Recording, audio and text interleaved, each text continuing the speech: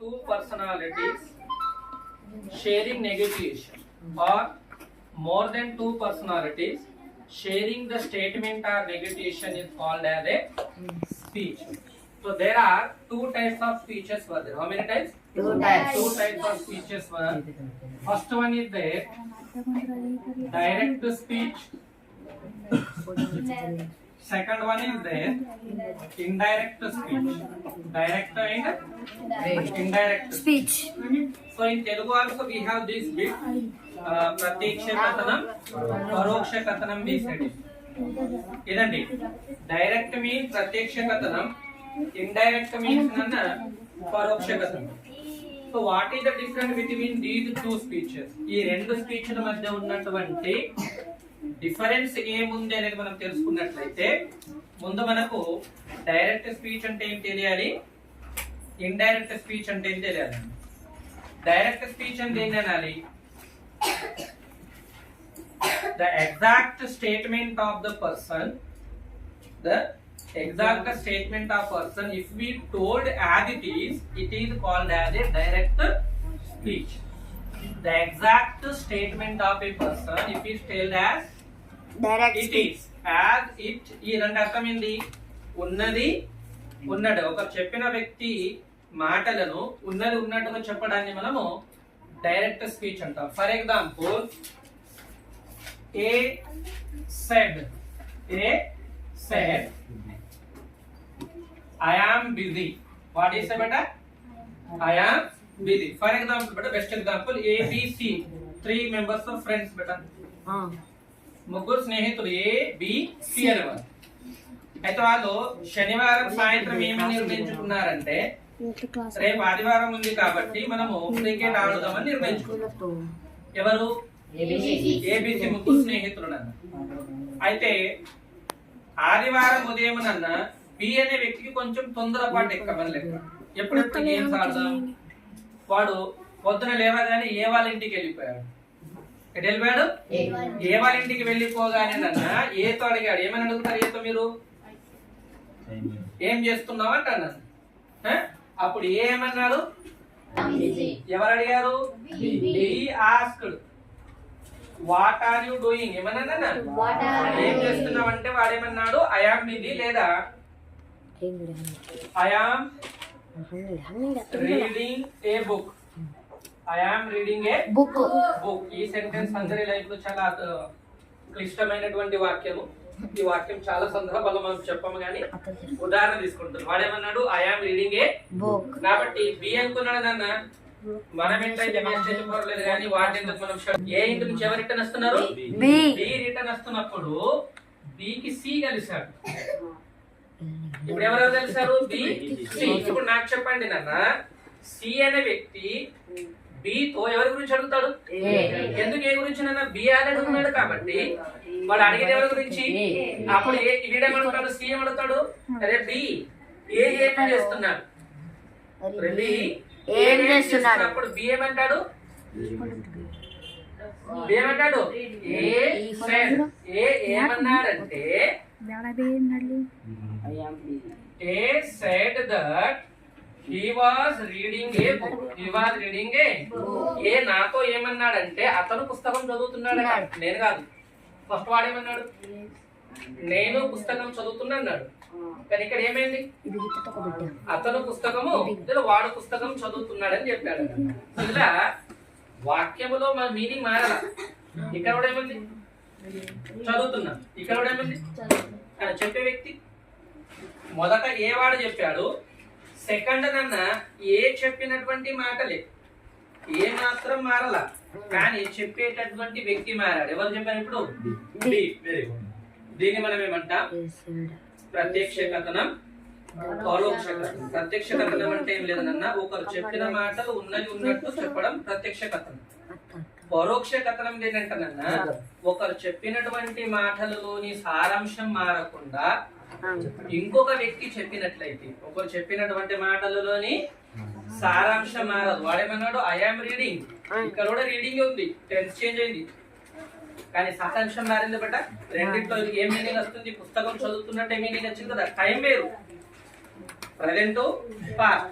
టైమే వేరు కానీ అందులో వాక్యంలో సారాంశం మాత్రము మారలేదు కాబట్టి దీన్ని మనము direct speech mean if we said exact spoken word of the speaker as it is called as direct speech. Indirect speech means if we said the exact word of the speaker without change its meaning by someone అంటే ఏదో ఒక వ్యక్తి ద్వారా ఒక వ్యక్తి చెప్పినటువంటి మాటలను ఉన్నట్టు చెప్పడం ఏమనాలి ఇండైరెక్ట్ స్పీచ్. ఇది నన్న ప్రత్యక్ష కథనము. నేను అన్నాను ఐ యామ్ టీచింగ్, మీరేమంటారు sir said that he was teaching. మనం న్యూస్ వింటాం, ఐడియా ఉందా? న్యూస్ లో మనము ఫర్ ఎగ్జాంపుల్ ఒక వ్యక్తి అన్నాడు అనుకోండి, ఏదైనా ఒక మినిస్టర్ గానీ ఎవరైనా కానీ ఏమన్నా రేపటి నుంచి మీ ఖాతాలోకి డబ్బులు పడతాయి అన్నాడు అనుకోండి. న్యూస్ రిపోర్టర్ ఏమని చెబుతాడు, ఫలానా XYZ పర్సన్ ఏమన్నారంటే రేపటి నుంచి ప్రతి ఒక్కరి ఖాతాలో డబ్బులు పడతాయి అంటే అన్నాడు. కానీ నేనేమన్నానంటే అంటాడా? అప్పుడు ఏం చేస్తారు మీరు, మీ ఖాతాలకు డబ్బులు పడ్డా వీడింటికి పోతారు ముందు మీరు, రాత్రి నువ్వేనా కాబట్టి డబ్బులు ఏమంటారు కదా. సో దీన్ని ఏమంటాం, వాక్యంలోని సారాంశం మారదు, చెప్పేటటువంటి వ్యక్తి అనేవాడు మారతాడు. క్లియర్? ప్రత్యక్ష కథనం అంటే ఉన్నది ఉన్నట్టు చెప్పడం మన లాజిక్. పరోక్ష కథనం అంటే వాక్యంలో మీనింగ్ మారద్దు, చెప్పే వ్యక్తి మారుతాడు. అయితే డైరెక్ట్ టు ఇండైరెక్ట్ స్పీచ్ లోనికి మార్చడానికి మనకు కొన్ని రూల్స్ ఉన్నాయి. అందులో ముందుగా మనం తెలుసుకోవాల్సింది ఏంటంటేనన్నా, ఒక రిపోర్టింగ్ స్పీచ్ ఇచ్చినప్పుడు మీకు ప్రశ్న ఇస్తారు కదా, సెంటెన్స్ ఎగ్జామ్ లో ఒక ప్రశ్న ఇచ్చినప్పుడు దాన్ని రిపోర్టెడ్ అంటాం. ఏంటో బేట రిపోర్టెడ్ స్పీచ్ ఇచ్చినప్పుడు అందులో వాక్యంలో ఎన్ని భాగాలు ఉంటాయో ముందు చూద్దాం. ఫస్ట్ నాన్న he said I eat a mango. I eat a mango. ఈ వాక్యాన్ని క్షుణ్ణంగా గమనించండి బేట. ఇక్కడ రెండు వాక్యాలు ఉన్నాయి. కామకు ముందు ఒక వాక్యం ఉంది, కామ తర్వాత ఒక వాక్యం. ఇన్వర్టెడ్ కామలో ఒక వాక్యం ఉంది, ఇన్వర్టెడ్ కామ బయట ఒక వాక్యం. సో మీరండి కేర్ఫుల్ గా, the statement which is out of the inverted comma, it is called as reporting verb. Which verb beta? Reporting verb. So దీన్ని రిపోర్టింగ్ వర్బ్ అని ఎందుకు అనాలి అంటేనన్నా, ఈ వ్యక్తి చెబుతున్నాడు కదా, he said, అతను చెబుతున్నాడు అంటే వాడు మనకు ఒక వ్యక్తి గురించి చెబుతున్నాడు కాబట్టి అతను ఏమవుతాడు, మనం అంటారు TV9 reporter, news reporter, B6 reporter. Reporter means who explain, who give the such a brief explanation about any incident or anything, that we called as reporter. ఇక్కడ కూడా అంతేనా, రిపోర్టింగ్ వర్బ్ అంటాం. ఏమంటారా, రిపోర్టింగ్ వర్బ్. ఇందులో ఉన్న subject ఏదైతుందో దీన్ని మనము ఇన్వర్టెడ్ కామర్స్ రిపోర్టెడ్ సబ్జెక్ట్ అంటాం. ఏమంటాం బేట, రిపోర్టెడ్ సబ్జెక్ట్. మరి సార్ మరి దీన్ని ఏమనాలి అంటే ఇదే మెయిన్. మనం దీన్ని మనము డైరెక్ట్ స్పీచ్ అని అంటాము, లేదా రిపోర్టెడ్ స్పీచ్. రిపోర్టెడ్ అంటే చెప్పబడినటువంటిది. ఏమని చెప్పాడు అతను, ఐ ఈట్ ఏ మ్యాంగో. ఒకటైతే డైరెక్ట్ స్పీచ్ అనొచ్చు, లేదా రెండోది రిపోర్ట్. మరి వాక్యం బయట ఉన్నదాన్ని ఏమనాలి, రిపోర్టింగ్ వర్బ్. వాక్యం లోపల ఉన్నదాన్ని డైరెక్ట్ స్పీచ్ లేదా రిపోర్టెడ్ స్పీచ్. మరి వాక్యం బయట ఉన్న సబ్జెక్ట్ ఏమనాలి, రిపోర్టెడ్ సబ్జెక్ట్. సో ఇప్పుడు ఆన్సర్ రాసేటప్పుడు స్టేట్మెంట్ మెథడ్. ఏ మెథడ్ బేట, స్టేట్మెంట్ మెథడ్. ఆన్సర్ ఎలా రాస్తామంటానన్నా, first we write the reported subject as it is. Reported speech, reporting speech or reporting verb as it is. Rule number 1, we write the reporting verb as it is. అంటే ఉన్నది ఉన్నట్టుగా. ఏముంది, he said to he said. మరి ఇక్కడ చూడండి నాన్న, ఈ రెండు వాక్యాలను డివైడ్ చేస్తుంది ఎవరు, కామ, ఇన్వర్టెడ్ కామ. ఈ రెండు పంక్చుయేషన్ మార్క్స్ తీసి మనము రెండు వాక్యాన్ని కలపడానికి మనకి ఏం కావాలి, కంజంక్షన్. రెండు పదాలను కలపడానికి ప్రిపోజిషన్. అదే రెండు వాక్యాన్ని కలపాలంటే ఇప్పుడు రిపోర్టింగ్ వరకు ఒక వాక్యం కదా, డైరెక్ట్ స్పీచ్ అనేది ఒక వాక్యం కదా. ఈ రెండు వాక్యాలు మనము కలపాలి కాబట్టి రెండింటి మీద ఒక బ్రిడ్జింగ్ గ్యాప్ అనేది కావాలి. ఆ లింకింగ్ వర్బ్ ఏదైతే ఉందో దాన్ని మనము కంజంక్షన్ అంటారు అంటమాట. Conjunction. So rule number 2 is that we remove the inverted comma and comma. We remove the inverted comma and comma. In place of that we should add that. దాని place లో ఏం వాడాలి? that అని conjunction ను వాడాలి sir. This is rule number 2. ఇక rule number 3 ఏంటంటే నాన్న స్టేట్మెంట్ మెథడ్ లో సబ్జెక్ట్ రాయాలి. ఎవరు రాయాలన్నా? సబ్జెక్ట్ ఎలా రాస్తాము? డైరెక్ట్ స్పీచ్ లో గనక ఐ అనే సబ్జెక్ట్ ఉన్నట్లయితే, ఏ సబ్జెక్ట్ అన్న?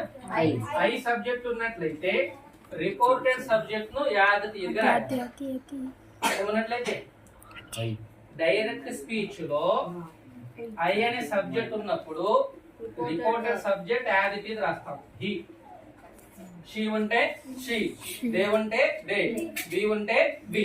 ఎప్పుడు డైరెక్ట్ స్పీచ్ లో ఐ ఉన్నట్లయితే. ఓకేనా? అదే కాకుండా డైరెక్ట్ స్పీచ్ లో గనక వి అనే సబ్జెక్ట్ ఇచ్చినప్పుడు మనం డైరెక్ట్ గా దే రాస్తాం. ఏ మాత్రం ఆలోచించకుండా మీరు డైరెక్ట్ గా దే రాసేయండి, ఎలాంటి ఇబ్బంది లేదు. ఎప్పుడు రిపోర్టింగ్ స్పీచ్ అనేది స్టేట్మెంట్ మెథడ్. ఏ మెథడ్? వి ఉంటే ఏం రాయాలి? దే. ఇవి కాకుండా మిగతా ఏమైనా యు కానీ, హీ కానీ, షీ కానీ, ఇట్ కానీ, దే కానీ ఇచ్చినప్పుడు యాజ్ ఇట్ ఈస్, అక్కడ ఎలాంటి మార్పులు అనేది రాదు. రెండు మారినాయి. ఏంటన్నా ఐ ఉన్నప్పుడు ఏం రాయాలి? రిపోర్టింగ్ సబ్జెక్ట్ రాయాలి. ఏదో ఉంటుంది, ఈ ఉన్నది, షీ ఉన్నది. వి ఉన్నప్పుడు ఏం రాయాలి? They direct. ఇవి కాకుండా మిగతా ఏ సబ్జెక్ట్ ఇచ్చినా వాటినే యాజ్ ఇట్ ఈజ్ గా రాయాలి. అక్కడ ఎలాంటి మార్పు అనేది. This is rule number 3. Number 4 ఏంటంటేనా we change the tense. Tense అనేది ఏమవుతుంది? చేంజ్. ఎలా టెన్స్ చేంజ్ చేస్తాం? All present tense become as all past tense. ఎలా? Simple present tense become as simple past. Present continuous become as past continuous. Present perfect become as past perfect. Present perfect become as past perfect continuous. అంటే 4 present 4 past గా మారుతాయి. ఇవి ఒక reason. Second ఏంది, మీకు ఇందులో simple past tense ఇచ్చాడు అనుకోండి, పాస్ట్ పర్ఫెక్ట్ లోకి రాయాలి. పాస్ట్ కంటిన్యూస్ ఇచ్చాడు అనుకోండి, పాస్ట్ పర్ఫెక్ట్ కంటిన్యూస్ టెన్స్ లోకి అవుతుంది. ఇందులోనైనా పాస్ట్ పర్ఫెక్ట్ కంటిన్యూస్. ఇవి టెన్స్ బట్టి. కొన్ని మోడల్ యాక్చువల్ రూల్ ఇస్తాడు. ఏమని? కెన్. కెన్ ఇస్తే ఏమవుతుంది? కుడ్. కెన్ అనేది V1, దానికి వీట్ ఏంది? కుడ్. కెన్ కుడ్ రాయాలి. షెల్ ఇస్తే షుడ్ రాయాలి. విల్ ఇస్తే వుడ్ రాయాలి. మే ఇస్తే మైట్.